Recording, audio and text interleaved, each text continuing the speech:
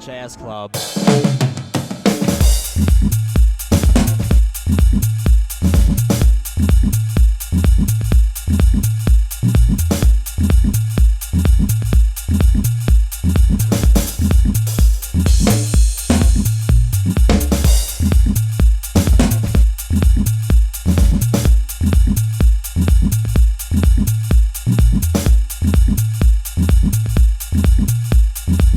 Really flying the music. Okay. Hello, everyone. Hi. Happy Monday. We're back at it again. We are. Welcome to those of you who are joining us for the first time. This is The Death of Cliff Huxtable. This is episode 11. We are nearing the conclusion of our series. And I'm very excited about tonight because we get to hear from a character that, again, as I've said time and time again in previous episodes, is my favorite character of the series. Tonight, we're going to hear from Eunice Chantilly. Eunice Chantilly.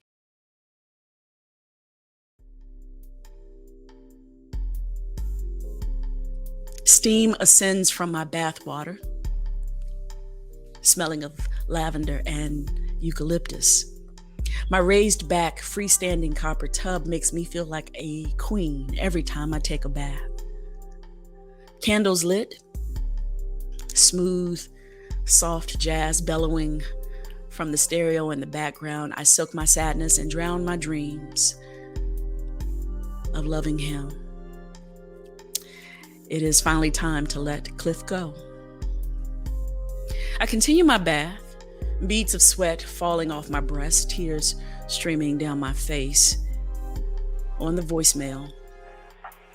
He's calling for you. He needs you here. I didn't answer the call, as I know no one from the 718 area code. Oh, I know one number from that place called Brooklyn. Listen, I know how much he means to you, Eunice, and I know what you mean to him. My husband is dying, and he's asking for you. I know this is the most impossible message to receive after 50 years. Nearly as impossible as it was for me to make this call. But my husband is dying, and he's asking for you too. So please come. That message replays in my mind. Burned deep in my brain is the quiet pride of the woman who won the man. A woman who stands above petty and calls with grace. I despise her for being so magnanimous. That shit simply pisses me off. But today, however, her grace will afford me to see the first love of my life, and for that I am grateful. Now, if I could just figure out what to wear. High above the city, New York is a monstrous beauty. I don't travel often, and rarely do I take planes anywhere, and seeing the city's tall buildings from the sky is exciting. I flip through my travel book from 1995 to New York City, find a map of Manhattan, and I find the World Trade Center. And I look out my window and I say a solemn prayer for the island that has lost so much. I'll be glad to be back on the ground. And then the cab pulls up to the address she sent me by text this morning before I left Stone Mountain. The house looks warm in the early September sun. I pay the cab driver and tip him very well. Are you sure, ma'am? This seems to be a lot. I know what I gave you. You're a part of the story. I've been waiting 50 years to live. Consider it a blessing for playing your part. Okay. Well, thank you. No, son. Thank you. Do I look all right? You are a vision.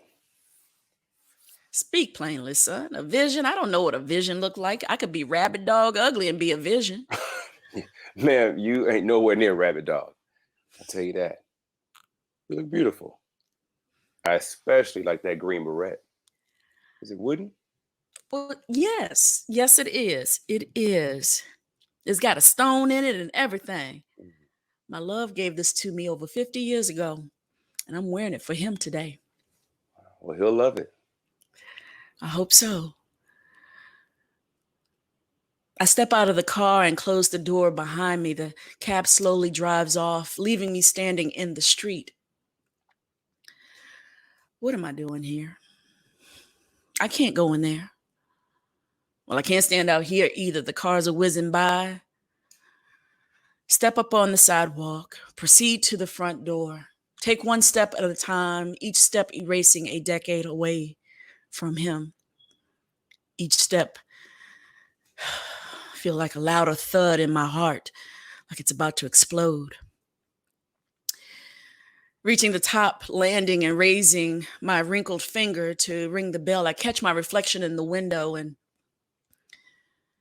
I look at my hair and my makeup and my dress to make sure they're set, all perfectly set. My reflection changes to a face I recognize, but it is not my own. Well, hello, Eunice. Claire. I'm so happy you made it. I smile politely, waiting for Claire to invite me into the house. The glass stone in my beret catches the afternoon sun, bouncing a sparkle of light into Claire's eyes. Claire is wearing a plastic green bracelet, which looks awfully cheap and out of character for the impeccably dressed Mrs. Huxtable. She extends her arm and says, Oh, where are my manners? Please, come in. I step through the threshold of a world I'd hoped would be my own many, many moons ago. I look around the living room, surveying, looking for a shortcoming, for any chance to say, I would do that better. But there's no such signal. There's no such evidence that Cliff and Claire's life together wasn't perfect. Oh, can I get you something to drink? Water or coffee or tea? Oh, tea sounds nice. Good. I just put some water on to have a cup myself. Let's go into the kitchen, pour ourselves some tea, and then we'll head upstairs to see Cliff. Okay. Well, that sounds nice. Y'all, I'm so nervous. I'm trying to tell myself to relax and stop saying everything sounds nice. It's always been my coping mechanism to minimize my emotions when I'm overly invested or engaged in an unsavory experience. I say, sounds nice. I suspect plenty will sound nice today. We move into the kitchen. The hot water is whistling in the kettle. Claire reaches into the cabinet for a second mug for tea while I take a seat in the kitchen. Claire, you have a lovely home. I always suspected you would. Oh, well, thank you. Yes, it has served my family well for 50 years. Yeah, I'm just glad it's still standing.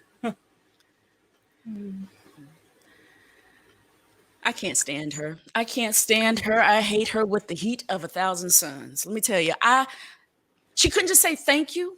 No, she had to remind me that she and Cliff been together for 50 years. Well, I would have been with Cliff for 51 years had she not come switching around with her fast self. 50 years. What she want me to do? Get up and go sing her a song and dance in the living room because they've been in this house together for 50 years?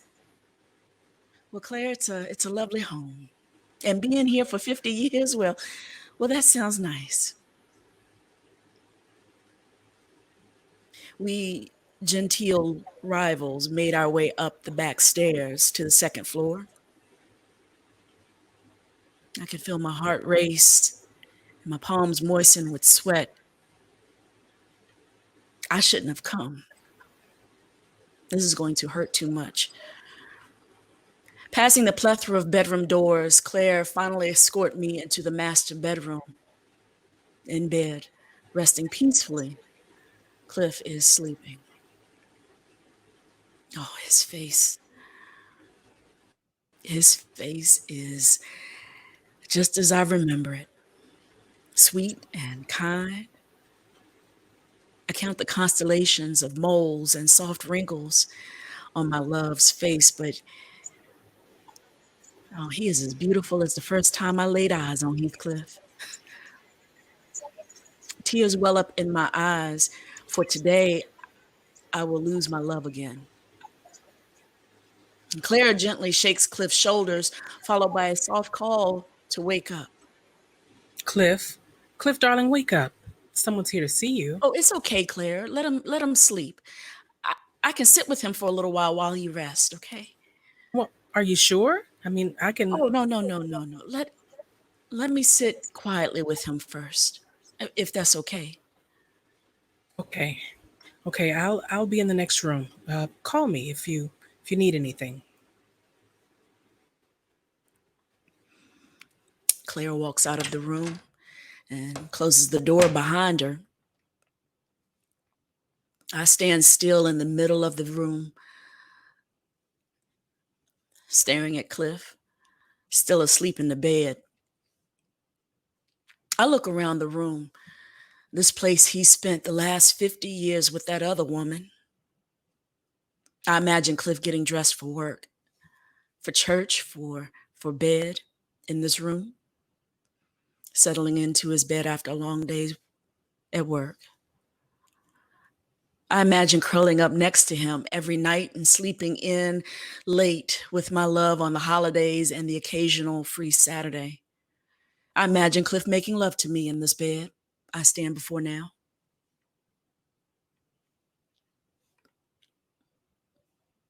I want to let go of my petty jealousy before I come sit next to you, Cliff. I want to let go of the heartbreak of you leaving me so many years ago.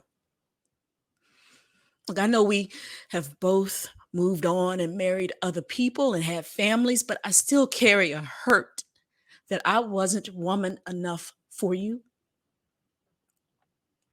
I later realized I'm plenty woman for any man.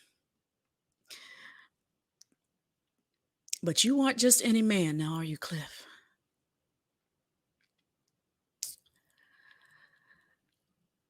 So I'm going to stand here for a minute and let go of my petty jealousy. Because when I come to you, I want to come with an open love in my heart. And I want our last moments in this life to be love-filled. For just the two of us. Just the two of us. I release a deep sigh, expelling 50 years of regret. I slowly walk over to Cliff's bedside and pull up a chair. I sit. I slowly take Cliff's hand in mine and I cradle his hand like a schoolgirl holding her sweetheart's hand for the first time. Cliff opens his eyes, blinking around the room a little bit to adjust to the light. He looks around the room in a medically induced daze until his eyes land on me. And he can't believe who he's seeing. Hey, Eunice? Eunice, is that you? Hey, Bucky. How you feeling? Bucky. I haven't heard that one in a long time. Yeah, it's been a while, huh? It's good to have the little things that remind you of home. Home. Yeah. Yes, I suppose you're right. Mm-hmm. Let me sit up. I want to see you. Oh, yeah, let me help you get your pillow fluffed up and set you up. Let me help you. Wait. Does Claire know you're in here? You know that woman don't allow no other women in our bedroom. Oh, so I ain't no other woman. I'm the first woman. Oh, Lord. Here we go. Yes, and everybody needs to get their minds wrapped around that. I'm Glad you're here, Niecy. Me too, Bucky. But how'd you know to come?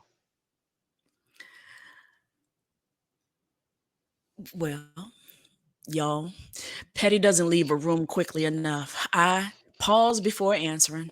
The truth will illuminate Claire's angelic light even more than it already is, and I simply cannot stomach that idea.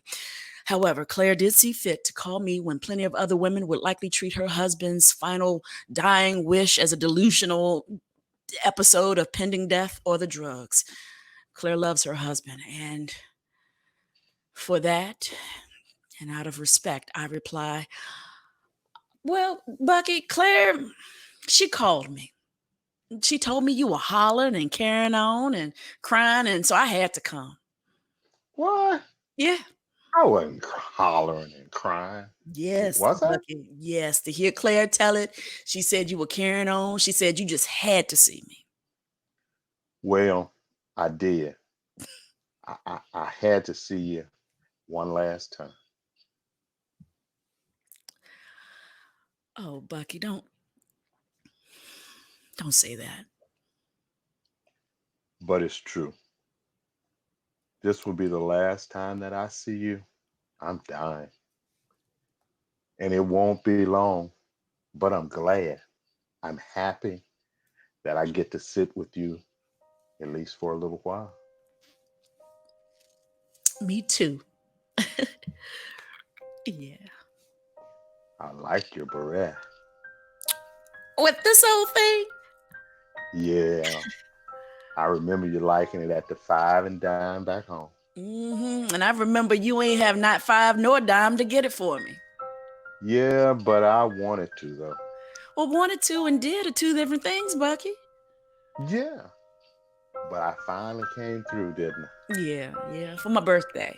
A few years after. You left a box and a card on the porch, on the front porch. I wanted to surprise you with a little something. Mm-hmm. It was sweet. I almost threw it away, though. I know. I am sorry, Eunice.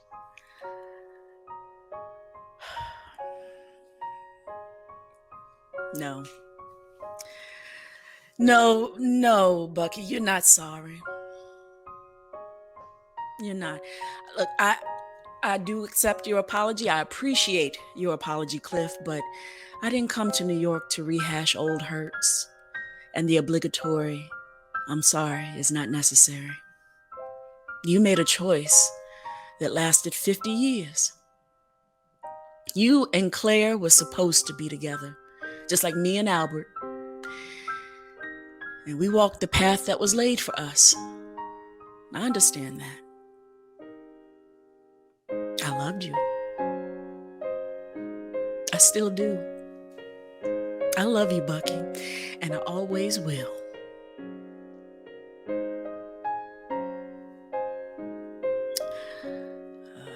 Cliff is quiet. He takes my hand up to his face and smells the sweet lavender and eucalyptus scenting my skin. He brings my hand up to his lips and gently kisses my hand. My tears fall free and my love unlocked eternally. Eunice Chantilly and Heathcliff Huxtable, high school sweethearts, spend the rest of the afternoon courting and conversing of old times. Bucky and Niecy are together again.